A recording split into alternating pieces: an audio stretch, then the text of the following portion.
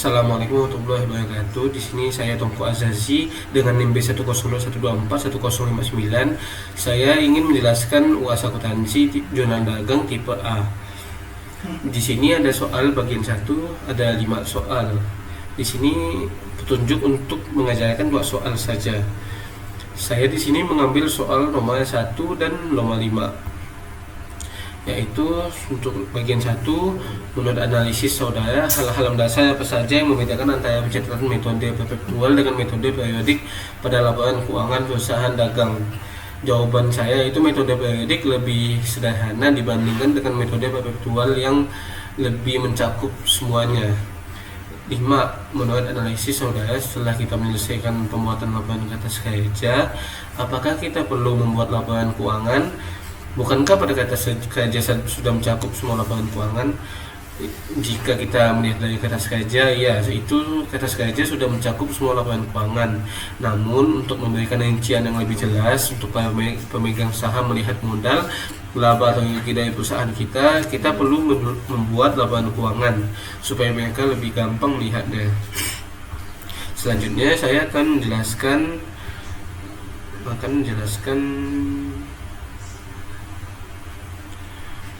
jurnal umum. Di sini jurnal umum ada 6 soal, yaitu 1. TB Santara memberi 12 saksemen kepada TB IT. Termin kredit 10/10, N/30, FOB destination point 12. Sebab FOB destination 12, kita menulisnya kayak gini. Pembelian 12, utang dagang 12.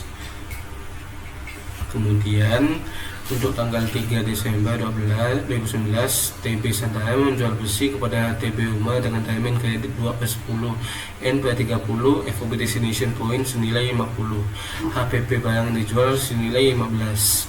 Dicatat dengan metode perpetual. Karena ini dicatat dengan metode perpetual, pencatatannya itu seperti ini. 3. Piutang dagang di debit 40, penjualan di kredit 40. HPP di debit 15, persisten barang dagang di kredit 15. Untuk yang tanggal 5 kita lihat dulu. Nah, itu 2 saksemen kepada TBHD karena semen beku. Ini kita mengembalikan 2 saksemen yang kita beli di tanggal 1 karena semennya itu beku, sehingga pernyataan kita itu seperti ini. Utang dagang 2 di debit, presiden barang dagang 2 di kredit. Utang dagang kita ini berkurang 2, makanya di debit, sementara presiden barang dagang kita juga berkurang 2, makanya letaknya di kredit. Untuk yang tanggal 6 kita lihat, membayar ongkos kirim pada penjualan tanggal 3 Desember senilai 2. Di tanggal 3 ini kita FOB destination point, sehingga kita yang menanggung ongkosnya. Sehingga di pencatatannya itu kalau jurnal periodik itu seperti ini. Beban kirim penjualan 2, kas 2. Beban kirim penjualannya 2 di debit, soalnya dia itu masuk ke akun biaya. Kalau kas itu 2 di kredit, soalnya dia itu mengorbankan kas untuk memberikan beban kirim penjualan. Untuk yang tanggal 10, menerima penulisan dari TB Uma atas transaksi tanggal 3 Desember metode perpetual. Ini di tanggal ini kita menerima pelunasan di tanggal 3 nih, yaitu dengan termin kredit 2/10, N/30.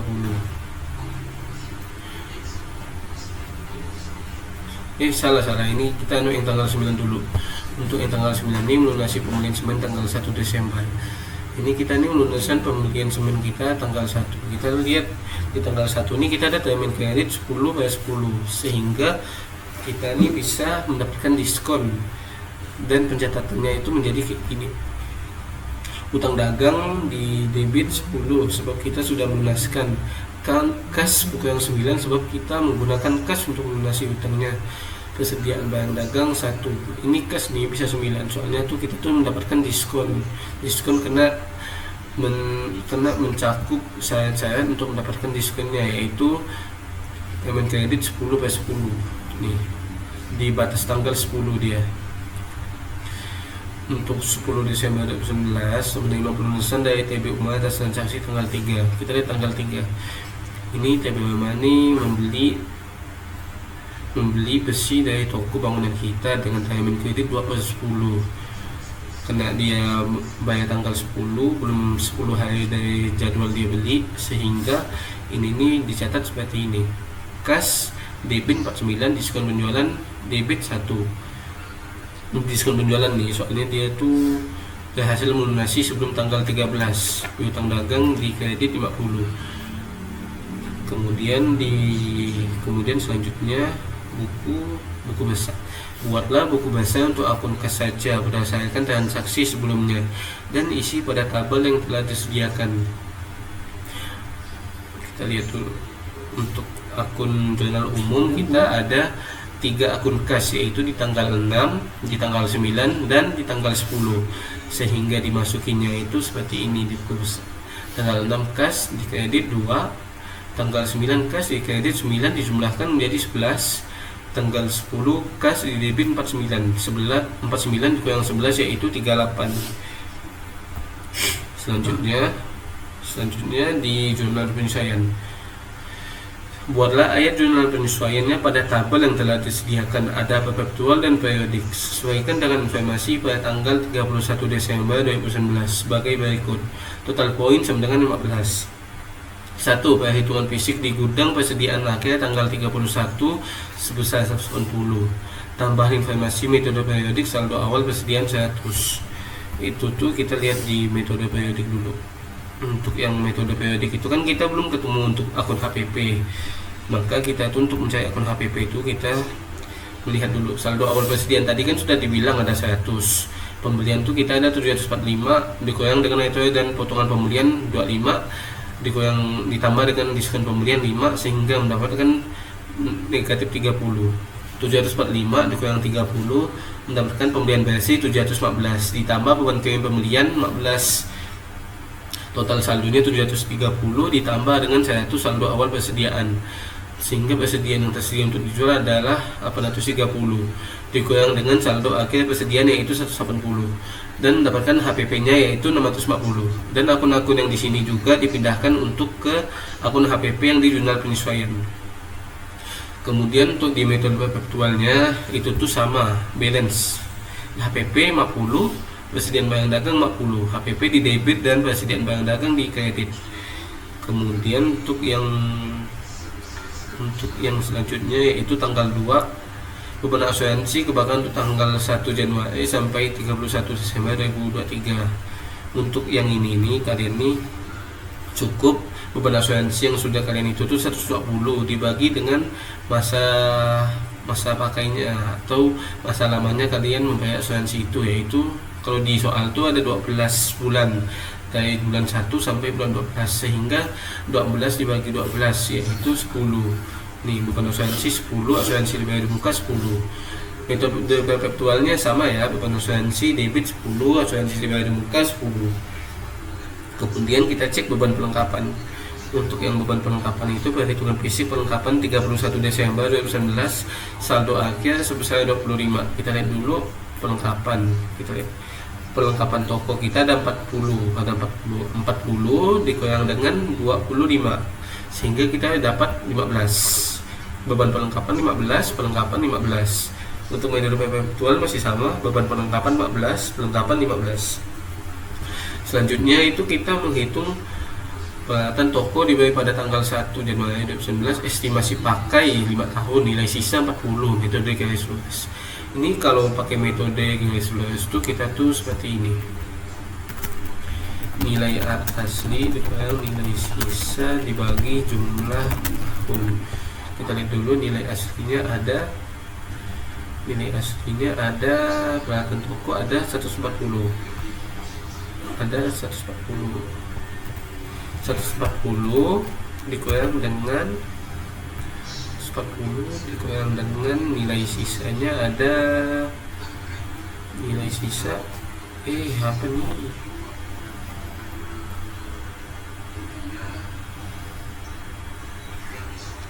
nilai sisa ada 40. Jadi 140 dikurang 40 kurang 40 dibagi dengan estimasi masa pakai. Estimasi masa pakainya ada 5 tahun dibagi dengan 5 sama dengan 100 dibagi 4 dibagi 5 sama dengan 20. Kita lihat di sini apa 20 beban depresi pelihatan toko tuh 20, akumulasi depresi pelihatan toko juga 20, sehingga yang di metode perpetualnya juga masih sama, tidak ada bedanya. Untuk yang beban depresi si pelihatan kantor itu rumusnya sama, cuman yang bikin beda itu nilai sisanya. Cuman coba kita lihat dulu. Untuk pelihatan kantor dibeli pada tanggal 1 September sih masih pakai 6 tahun, nilai sisa 0. Kita lihat dulu pelihatan kantor kita ada 60 nilai aslinya, dikurang nilai sisa 0 dibagi 6 sehingga dapatlah 10. Kita lihat ya, apakah di sini 10 ya kan, beban depresiasi pelihatan kantor 10, akumulasi depresiasi 10. Selanjutnya kita untuk metode perpetualnya sama ya. Selanjutnya kita tentang beban gaji penjualan. Pembayaran gaji setiap bulannya adalah tanggal 26 tiap bulan. Bulan Desember ini toko tetap buka selama tanggal 27 sampai 31. Gaji karyawan 2 per hari. Karyawan yang masuk kerja terdiri atas 5 staf penjual dan 5 staf administrasi.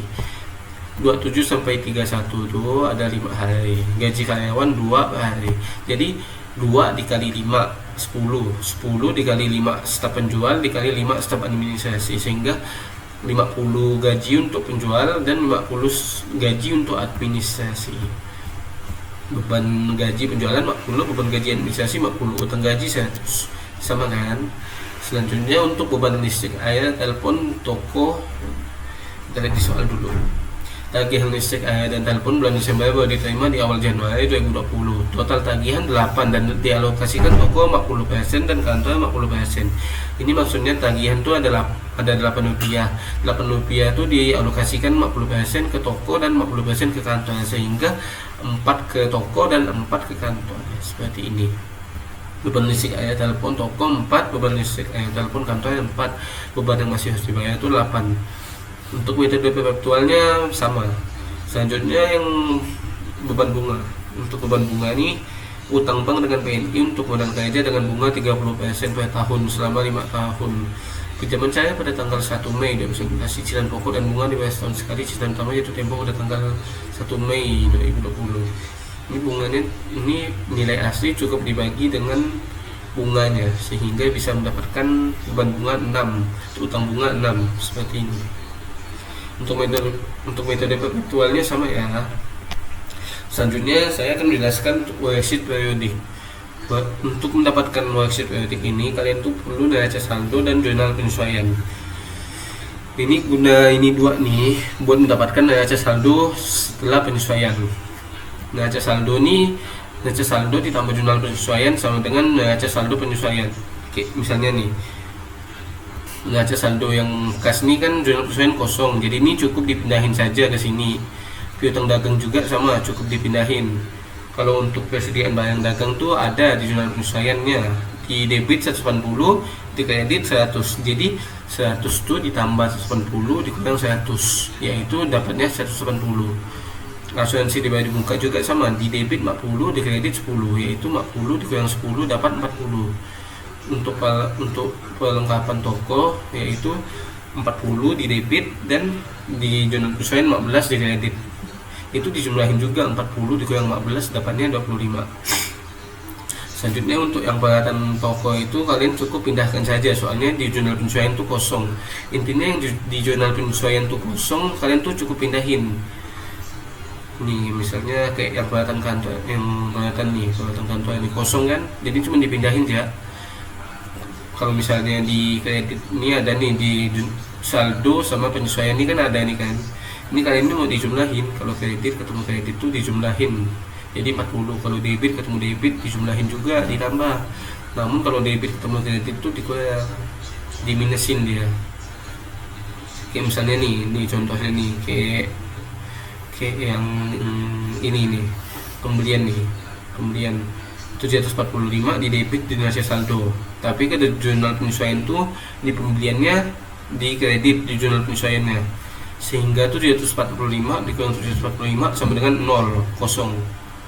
Makanya di sini nih di pembelian ini tidak ada nominal saldonya sebab dia tuh udah dijumlahkan dan hasilnya 0.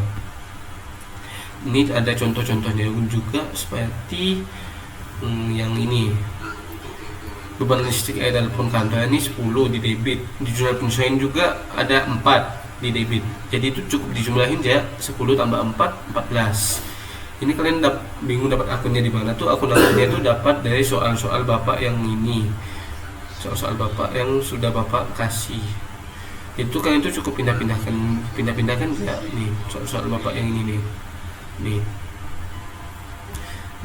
bapak tuh udah isi, cuman tuh ada beberapa akun yang belum diisi emang, dan penyesuaian ini kita yang isi.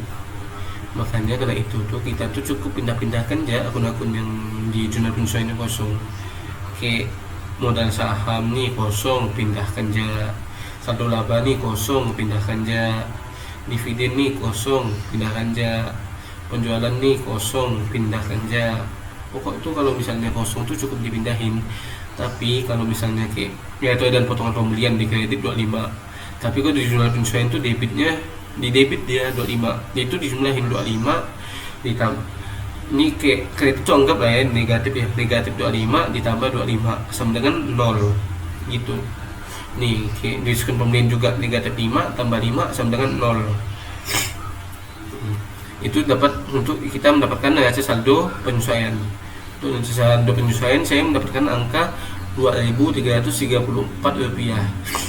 Untuk penyesuaian saya dapat Rp1.029 untuk yang worksheet periodik. Untuk yang neraca saldo ini 2.220. Sekarang untuk laporan laba rugi itu saya mendapatkannya dengan saya memasukkan akun pendapatan dan akun biaya.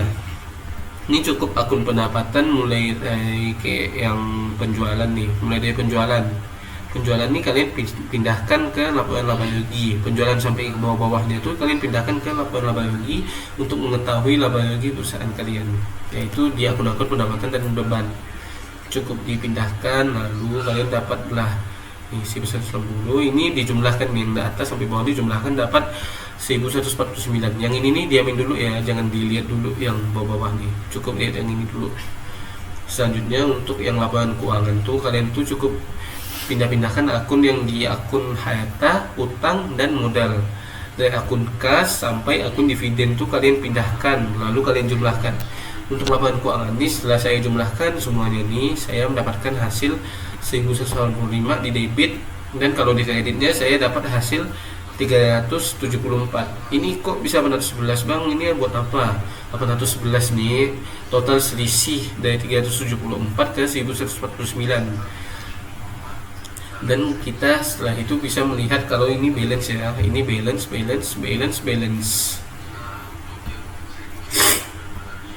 Selanjutnya untuk worksheet perpetual nih,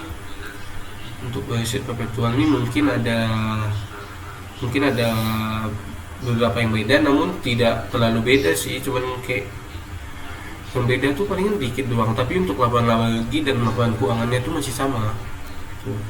1149, 1180 ya, kita lihat nih tuh masih sama kan, bahkan di akun neraca saldo penyesuaiannya juga sama, cuman beda saya penulisan akun-akunnya aja.